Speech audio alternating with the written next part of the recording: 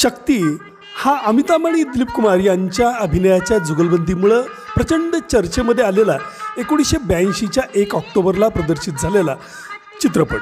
सलीम जावेद यांची कथा आणि रमेश सिप्पी यांचं दिग्दर्शन, त्याचप्रमाणे आर डी बर्मन यांचं बहारदार संगीत यामुळं हा चित्रपट त्यावेळी चांगलाच चर्चेमध्ये आला होता. अर्थात वडील आणि मुलातला संघर्ष या चित्रपटामध्ये अमिताभ आणि दिलीप कुमार यांच्या माध्यमातून मांडला गेला होता.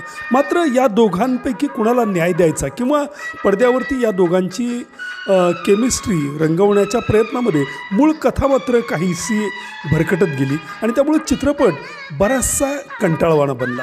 नाही म्हणायला लता दीदींच्या आवाजातलं यातलं हमने सनम को खत लिखा हे गाणं प्रचंड गाजलं होतं. त्याचप्रमाणे अमरीश पुरी यांनी साकारलेला यातला मुख्य खलनायक तोही चांगलाच लोकांना आवडला होता.